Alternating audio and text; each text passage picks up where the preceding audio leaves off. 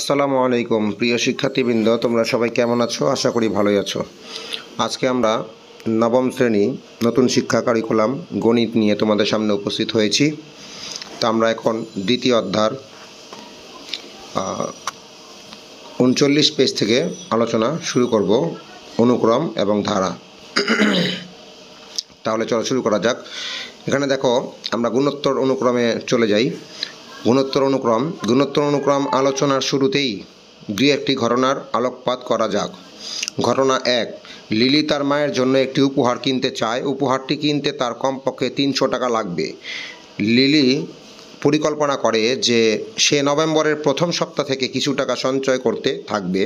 প্রথম সপ্তাহে যত টাকা সঞ্চয় করবে, পরের সপ্তাহে করবে তার দ্বিগুণ। পরিকল্পনা অনুযায়ী লিলি 5 টাকা দিয়ে সঞ্চয় শুরু করলো। কত সপ্তাহ শেষে লিলি উপহারটি কিনতে পারবে? এবার চলো হিসাবটি করে দেখি। এখানে বক্স দেখো, লিলি প্রথম দিন 5 টাকা জমিয়েছে। দ্বিতীয় দিন তার দ্বিগুণ 5 দোকানে 10। তৃতীয় দিন 10-এর দ্বিগুণ 10 দোকানে 20। 4 নম্বর দিন 20-এর দ্বিগুণ 20 দোকানে 40। পঞ্চম দিনে 40-এর দ্বিগুণ 80।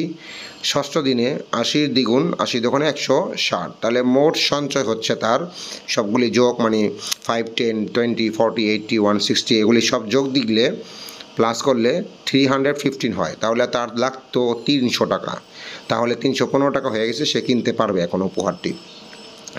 তারপর নিচে দেখো, যেহেতু লিলির মোট 315 টাকা সঞ্চয় হবে, সেহেতু সে 6 সপ্তাহ শেষে মানে ষষ্ঠ দিনে 6 সপ্তাহ শেষে তার মায়ের জন্য উপহারটি কিনতে পারবে। তোমরা নিশ্চয়ই লক্ষ্য করেছো লিলির সঞ্চয় পরিকল্পনায় একটি বিশেষ বৈশিষ্ট্য আছে, তাই না? চলো আরও একটু পর্যালোচনা করে দেখি। লক্ষ্য করো, এই সপ্তাহের সাপেক্ষে সঞ্চয়ের অনুক্রমের যে কোনো সংখ্যাকে তার আগের সংখ্যা দ্বারা ভাগ করলে ভাগফল একই অর্থাৎ 2 হয়। নিচে হিসাবটি লক্ষ্য করে দেখানো হলো। দেখো, প্রথম দিন 5 টাকা জমিয়েছিল। আমরা গুণোত্তর অনুক্রমে জানি, আমরা দ্বিতীয় পদ দিয়ে প্রথম পদকে ভাগ দিলে সাধারণ অনুপাত পাওয়া যায়।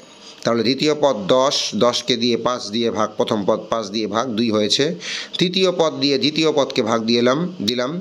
তৃতীয় পদ হচ্ছে 3 নম্বর পদ হচ্ছে 20 আর 2 নম্বর পদ হচ্ছে 10। 20 দ্বারা 10কে ভাগ দিলে 2 হয়।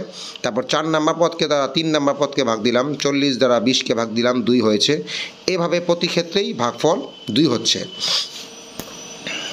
তাহলে এটা কি বৈশিষ্ট্য, যে প্রতিবার এর পার্থক্য ভাগফল 2 এবং প্রতিবার পদটি পূর্ববর্তী পদের দ্বিগুণ হচ্ছে।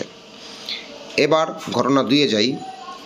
ভাইরাসের বিস্তার। আমরা অনেক সময় ভাইরাসজনিত বিভিন্ন রোগে আক্রান্ত হয়ে থাকি। ধরো কোনো এক ভাইরাসজনিত রোগ এমনভাবে ছড়ায় যে প্রথমে একজন আক্রান্ত হয়, তারপর পাশের ছবির মতো ছড়াতে থাকে। ছবি দেখে রোগটি ছড়ানোর যে ক্রমটি পাওয়া গেল তা হচ্ছে 1, 2, 4, 8... যেখানে প্রথম পদটি ছাড়া প্রতিটি পদই তার পূর্বের পদের দ্বিগুণ হচ্ছে। দেখো, প্রথম একজন, চিত্রের মধ্যে দেখো, প্রথম একজন ছড়িয়েছিল ভাইরাস, তারপর একজনের থেকে 2 জন ছড়িয়েছে, ওই 2 জন থেকে 4 জন ছড়িয়েছে, 4 জন থেকে 8 জন ছড়িয়েছে, মানে দ্বিগুণ হচ্ছে। 1-এর ডাবল 2, 2-এর ডাবল 4, 4-এর ডাবল 8। তাহলে দ্বিগুণ হারে বাড়তেছে, এটা একটা বৈশিষ্ট্য। তাহলে পরে চলে যাই। উভয় ঘটনা বিশ্লেষণ করে আমরা কি পেলাম? উভয় ক্ষেত্রে প্রতিটি পদ তার পূর্ববর্তী পদের দ্বিগুণ। অন্যভাবে যে কোনো পদ ও তার পূর্ববর্তী পদের অনুপাত নির্দিষ্ট একটি সংখ্যা, মানে যে কোনো পদ এবং তার পূর্ববর্তী পদ দিয়ে ভাগ দিলে অ্যান্সার 2 হচ্ছে, সবসময় সেম। অর্থাৎ যে কোনো পদ ও তার পূর্ববর্তী পদের অনুপাত সাধারণ, মানে সমান, সবসময় সেম। আর এই ধরনের অনুক্রমই হলো গুণোত্তর অনুক্রম অথবা জিওমেট্রিক সিকোয়েন্স। তাহলে তোমরা বুঝতে পারলে যে জিওমেট্রিক সিকোয়েন্স বা গুণোত্তর অনুক্রম কাকে বলে। এখন আমরা উদাহরণ দিয়ে একটু আলোচনা করি। উদাহরণে সংখ্যাগুলি দেওয়া আছে, একটি অনুক্রম দেওয়া আছে 1/2, 1/4, 1/8... একটি গুণোত্তর অনুক্রম, কারণ এখানে যে কোনো পদ তার পূর্ববর্তী পদের অনুপাত হাফ, 1/2, মানে দ্বিতীয় পদ দ্বারা প্রথম পদকে ভাগ দিলে হাফ হয়, তারপর তৃতীয় পদ দ্বারা দ্বিতীয় পদকে ভাগ দিলে হাফ হয়, তারপর 4 নম্বর পদ দিয়ে 3 নম্বর পদকে ভাগ দিলেও ওই হাফ হয়, 1/2 হয়। এখানে একটি কাজ দিয়েছে, দেখো, দুইটি গুণোত্তর অনুক্রম নিচের বক্সে লেখো যেখানে একটি সাধারণ অনুপাত 1/3 হবে এবং অন্যটি সাধারণ অনুপাত তোমার নিজের মতো পছন্দ করো। তাহলে আমরা এখানে লিখি, দেখো 1/3 সাধারণ অনুপাত হবে। তাহলে আমরা 1/3 দিয়ে শুরু করলাম, যে কোনো সংখ্যা দিয়ে শুরু করতে পারো। 1/3 দিয়ে আমরা শুরু করলাম। 1/3 সাথে যদি আমরা আরও 1/3 মানে সাধারণ অনুপাত 1/3 গুণ দেই, তাহলে উপরে এককে 1, নিচে 3 × 9। দ্বিতীয় পদ হচ্ছে 1/9। 1/9 দ্বারা থেকে আবার যদি 1/3 দ্বারা গুণ দিই, তাহলে উপরে এককে 1 আর নিচে 3 × 27। তাহলে তৃতীয় পদ পেলাম 1/27। আবার 1/27কে যদি আবার 1/3 দ্বারা গুণ দিই, তাহলে 27 3 দ্বারা গুণ দিলে 81 হয়। 4 নাম্বার পদ পেলাম। দেখো প্রতিটা পদের সাধারণ অনুপাত 1/3, কারণ আমরা প্রতিটি পদ 1/3 দ্বারা গুণ করে পরবর্তী পদ পেয়েছি। তারপর আরেকটি পদ লিখি আমরা, একটি তো 1/3 সাধারণ অনুপাত হবে, আর বাকিগুলি আমাদের নিজের ইচ্ছে মতো। আরেকটা দিলাম আমরা 3 9 27 81, মানে আমরা 3 দ্বারা গুণ করেছি। 3 × 9, 3 × 27, 27 3 দ্বারা গুণ দিলে 81। এইভাবে ডট ডট ডট। আরেকটি লিখলাম, তোমরা এখানে লিখতে বলেছে দুটি, তোমরা যে কোনো দুটি লিখলেই হবে। গ নাম্বারে আমরা 5 দ্বারা শুরু করছি, এখানে 2 দ্বারা গুণ দিচ্ছি। 5 মানে 5 দোকানে 10, 10 দোকানে 20, 20 দোকানে 40। তাহলে 5 10 20 40 ডট ডট ডট। আমরা ধারাগুলি পেলাম, অনুক্রমগুলি পেলাম। তারপরে পরবর্তী পৃষ্ঠায় দেখো, গুণোত্তর অনুক্রমের প্রথম পদটি এ এবং সাধারণ অনুপাতকে আর দ্বারা প্রকাশ করা হয়, তাহলে একটি গুণোত্তর অনুক্রমের বীজগণিতীয় রূপটি আমরা নিচের মতো করলে লিখতে পারি। গুণোত্তর অনুক্রমের বীজগণিতীয় রূপ: প্রথম পদ এ, দ্বিতীয় পদ এ আর, তৃতীয় পদ এ আর স্কোয়ার, 4 নম্বর পদ এ আর কিউব, এইভাবে এবার এ আর 4, এ আর 5 এভাবে হবে। অনুক্রমটির প্রথম পদ এ এবং সাধারণ পদ আর, কারণ দ্বিতীয় পদ দ্বারা প্রথম পদকে ভাগ দিলে, মানে প্রতিটি পদকে তার পূর্ববর্তী পদ দ্বারা ভাগ দিলে অ্যান্সার আর আসবে। আর মানেই সাধারণ অনুপাত, আমরা পিছনের অঙ্কে করেছি। দ্বিতীয় পদ দ্বারা প্রথম পদকে ভাগ দিয়ে দ্বিতীয় পদ এ আর, প্রথম পদ এ, তাহলে এ কাটা যায়, থাকে আর। তৃতীয় পদ দ্বারা দ্বিতীয় পদকে ভাগ দেই, এ আর স্কোয়ার ভাগ এ আর, এ কাটা, 2টা আর থেকে একটা আর কাটা গেলে চলে গেলে একটা আর থাকে। তারপর চতুর্থ পদ দ্বারা তৃতীয় পদকে ভাগ দেই, এ আর কিউব ভাগ এ আর স্কোয়ার, এ কাটা, আর 3টা থেকে আর 2টা চলে গেলে থাকে একটা আর। প্রতিবারই আমাদের অ্যান্সার আর হচ্ছে, মানে সাধারণ অনুপাত হচ্ছে। তোমরা কি বলতে পারবে অনুক্রমটির এনতম পদ কত? পর্যবেক্ষণ করে দেখো। এনতম পদ হচ্ছে এ এন সমান এ আর n-1 পাওয়ার n-1। এটা হচ্ছে এনতম পদ অথবা সাধারণ পদের সূত্র।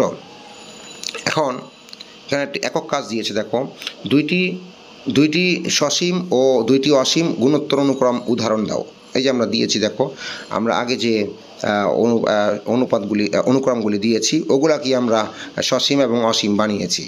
তোমরা যে কোনো পদ বানাতে পারো, তোমাদের ইচ্ছা যে কোনো। দেখো, সসীম অনুক্রম 1/3, 1/9, 1/27, 1/81 ডট ডট ডট 1/656। এটা হচ্ছে সসীম, যার সীমারেখা আছে, শেষ পদ আছে, যার শেষ পদ আছে সেটাই সসীম অনুক্রম। আরেকটা দিয়েছি 5 10 20 40 ডট ডট ডট 5120। এটাও শেষ পদ দেওয়া আছে, ডট ডট দিয়ে শেষে যে পদ দেওয়া থাকে সেটা শেষ পদ দেওয়া থাকলে সেটা সসীম, সীমারেখা আছে। এবার অসীম ওই অনুক্রমকে আমরা অসীম বানিয়েছি, শেষ পদ দেই নেই। 1/3, 1/9, 1/27, 1/81 ডট ডট ডট, মানে এর সীমারেখা নেই, কোথায় গিয়ে শেষ হয়েছে আমরা জানি না, ডট ডট দেওয়া আছে। তারপর 2 নম্বর 5 10 20 40 ডট ডট ডট, এটারও শেষ পদ দেওয়া নেই। তাহলে এগুলি অসীম অনুক্রম। তাহলে দুটি সসীম এবং দুটি অসীম অনুক্রম তোমরা বুঝতে পারলে, তোমরা চেঞ্জ করে লিখতে পারো, অন্য যে কোনো লিখতে পারো। শেষ পদ থাকবে এটা সসীম, শেষ পদ থাকবে না, এটা অসীম। তারপরে পরের একটা সমস্যা দিয়েছে, দেখো, ABC গুণোত্তর অনুক্রমভুক্ত হলে নিচের ফাঁকা ঘরগুলো পূরণ করো। দেখো, ফাঁকা ঘরে হবে B/A, C/D। কীভাবে হলো? প্রথম পদ এ, দ্বিতীয় পদ বি, তৃতীয় পদ সি। আমরা জানি সাধারণ অনুপাত বের করতে গেলে দ্বিতীয় পদ দ্বারা প্রথম পদকে ভাগ দিতে হয়, তাহলে বি দ্বারা এ কে ভাগ দিলাম। আবার তৃতীয় পদ দ্বারা দ্বিতীয় পদকে ভাগ দিতে হয়, তাহলে তৃতীয় পদ সি, দ্বিতীয় পদ বি, সি দ্বারা বিকে ভাগ দিলাম। প্রথমবার বি দ্বারা একে ভাগ দিলাম, পরের বার সি দ্বারা একে ভাগ দিলাম। এই দুইটাই সমান, কারণ দোনোটাই কিন্তু দুইটা কাজ করার পরেই কিন্তু সাধারণ অনুপাত বের হবে। বি দ্বারা একে ভাগ দিলেও সাধারণ অনুপাত বের হবে, সি দ্বারা বিকেও ভাগ দিলে সাধারণ অনুপাত হবে। আর আমরা জানি সাধারণ অনুপাত সমান, এই জন্য মাঝে সমান দেওয়া আছে। তাহলে এই সমস্যাটিও সমাধান হলো। তারপর এখানে গুণোত্তর অনুক্রমের সাধারণ পদ বা এনতম পদ নির্ণয়, কীভাবে এনতম পদ নির্ণয় করতে হয়। নিচের অনুক্রমগুলোর সাধারণ অনুপাত ও পরের তিনটি পদ নির্ণয় করো। তোমাদের জন্য একটি নির্ণয় করে দেওয়া হলো। দেখো এখানে একটি আমাদের জন্য করে দেওয়া হলো। 1 নম্বরটা করে দেওয়া আছে 6, 18, 54। তাহলে আমরা জানি সাধারণ অনুপাত বের করতে হয় দ্বিতীয় পদ দ্বারা প্রথম পদকে ভাগ দিয়ে, 18 দ্বারা 6কে ভাগ দিয়েছে। এখানে আবার তৃতীয় পদ দ্বারা দ্বিতীয় পদকে ভাগ দিয়েছে, 54 দ্বারা 18কে ভাগ দিয়েছে। তাহলে অ্যান্সার হচ্ছে 3, প্রতি ক্ষেত্রে 3। তাহলে 3 যদি অ্যান্সার হয় তাহলে আমরা তৃতীয় পদের সাথে প্রতিবার 3 গুণ দিব, তাহলে পরবর্তী পদ পাওয়া যাবে। 54 সাথে 3 গুণ 162, 162 সাথে 3 গুণ 486, 486 সাথে 3 গুণ 1458, ডট ডট ডট এভাবে চলবে। প্রতিবার 3 দ্বারা গুণ দিতে হবে, তাহলে পরবর্তী পদ পাবো।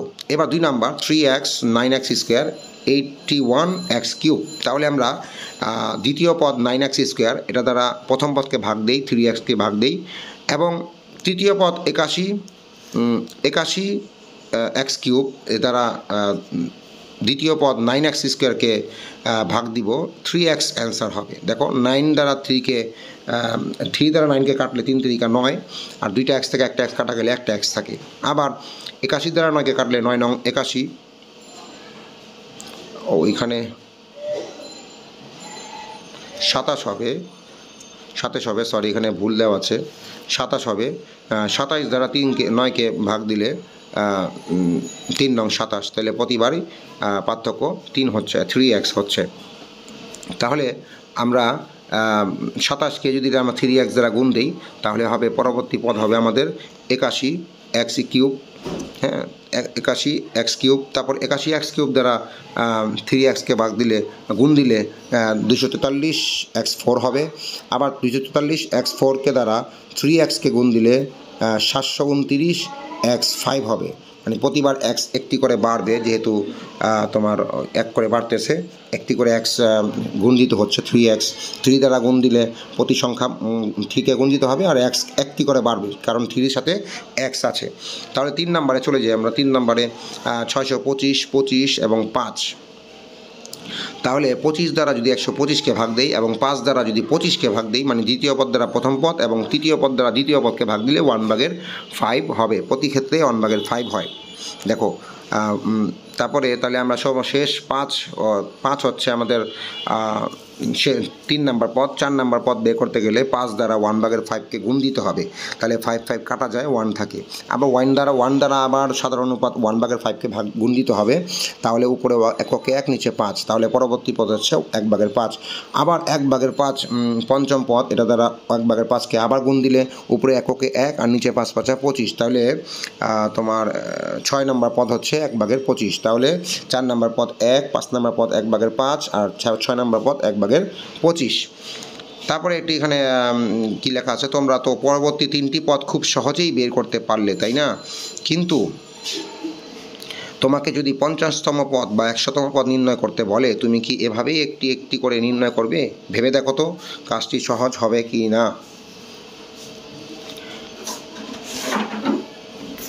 এখানে 42 পৃষ্ঠায় জোড়ায় কাজ দেওয়া আছে সমান্তর অনুক্রমের মতো। এক্ষেত্রেও একটি উদাহরণ নিয়ে প্রতিটি পদ বিশ্লেষণ করো, অনুসন্ধান করে দেখো পদগুলোর মধ্যে কোনো সাধারণ বৈশিষ্ট্য পাওয়া যায় কি না। তাহলে আমরা একটা ধারা নিব, অনুক্রম নিব 2 4 8 8 16। তাহলে এখানে একটা দেখো 2 8 4 4 4 8 8 8 8 16, 2 দোকানে 4 4 দোকানে 8 8 দোকানে 16। প্রতিবার পার্থক্য দ্বিগুণ হচ্ছে, মানে প্রতিবার প্রতিটি পদ তার পূর্ববর্তী পদের দ্বিগুণ হচ্ছে 2 দ্বারা গুণ করে, এবং প্রতিবার সাধারণ অনুপাত 1 অর্থাৎ 2, একই প্রতিবার সাধারণ অনুপাত একই অর্থাৎ 2। এরপরে লিলির সাপ্তাহিক সঞ্চয়ের অনুক্রম দেওয়া আছে। এখানে লিলির প্রতি সপ্তাহে সঞ্চয়ের অনুক্রমটি বিবেচনা করো। অনুক্রমটি নিম্নরূপ 5 10 20 40। ওই যে আমরা 40 পৃষ্ঠায় করেছিলাম লিলির যে সঞ্চয়ের অনুপাত। এখন তাহলে লিলি 1 বছরে বা 52 সপ্তাহে তাকে কত টাকা সঞ্চয় করবে? এই 52 সপ্তাহের সঞ্চয়টা আমাদের বের করতে হবে। তার আগে একটি ছক দেওয়া আছে, ছকটি দেখো। প্রথম পদ 5, লিলির জমানো টাকা প্রথম সপ্তাহে 5, দ্বিতীয় সপ্তাহে 10, তৃতীয় সপ্তাহে 20, 4 নম্বর সপ্তাহে 40। তাহলে প্রথম পদ 5-এর 5, যেহেতু আমরা জানি এটা দ্বিগুণ হচ্ছে এই জন্য 2 আসছে। প্রথম পদ 5-এর সাথে কোনো দ্বিগুণ নেই, এই জন্য 2 পাওয়ার 0। দ্বিতীয় পদ 5-এর সাথে একটি 2 আছে, 5 দোকানে 10, এই জন্য 2 আছে একটি। তৃতীয় পদ 5-এর সাথে 2টি 2 আছে, মানে 5 দোকানে 10, 10 দোকানে 20, এই জন্য 2 পাওয়ার 2 দেওয়া আছে। 4 নাম্বার সপ্তাহে 5-এর সাথে 3টি 2 আছে, 5 দোকানে 10, 10 দোকানে 20, 20 দোকানে 40, তাহলে 2 পাওয়ার 3। এইভাবে চলবে an যতক্ষণ আমাদের প্রয়োজন। তাহলে আমাদের সাধারণ পদের সূত্রটি হচ্ছে nতম পদ সমান সমান প্রথম পদ, দেখো এখানে 5 দেওয়া আছে, এবং সাধারণ অনুপাত 2 পাওয়ার n-1 সাধারণ অনুপাত। তাহলে সূত্রটি হবে আমাদের ar পাওয়ার n-1। এবার ভেবে দেখো তো, লিলির যদি গুণোত্তর অনুক্রমের সাধারণ পদ বা nতম পদ নির্ণয়ের এই সহজ ধারণাটি জানা থাকতো, তাহলে 52তম সপ্তাহে সে কত টাকা সঞ্চয় করেছে তা বের করা কি কঠিন বা অনেক বেশি সময় লাগতো? না, কঠিন সময় বা বেশি সময় লাগতো না। দেখো হিসাবটি ঝটপট করে সিদ্ধান্ত করো। আমরা এখানে হিসাব করে দিচ্ছি, ওই সূত্র অনুযায়ী দেওয়া আছে। গুণোত্তর অনুক্রমে প্রথম পদ a সমান 5, সাধারণ অনুপাত r সমান সমান দ্বিতীয় পদ 10 দ্বারা প্রথম পদ 5কে ভাগ দিব, তাহলে 2 হবে। এবার আমরা 52তম পদ বের করব। nতম পদের সূত্র বা সাধারণ পদের সূত্র হচ্ছে ar পাওয়ার n-1। তাহলে 52তম পদের মান হচ্ছে n এর মান 52 হবে, a এর মান 5 হবে, r এর মান 2 হবে। 52 থেকে 51 এক চলে গেলে 51, 2 পাওয়ার 51, 2 পাওয়ার 51 সাইন্টিফিক ক্যালকুলেটরে তোমরা বের করবা। 2 পাওয়ার 51 বের করার পরে 5 দ্বারা গুণ দিবা, এই সংখ্যাটি হবে। তো বন্ধুরা, এই ছিল আজকে আমাদের নবম শ্রেণীর গুণোত্তর অনুক্রমের ক্লাস। পরবর্তী ভিডিওতে আমরা পরবর্তী পৃষ্ঠা থেকে, অর্থাৎ 43 পৃষ্ঠা থেকে আলোচনা শুরু করব। পরবর্তী ভিডিও দেখার আমন্ত্রণ রইল। সেই পর্যন্ত ভালো থাকো, সুস্থ থাকো, ধন্যবাদ।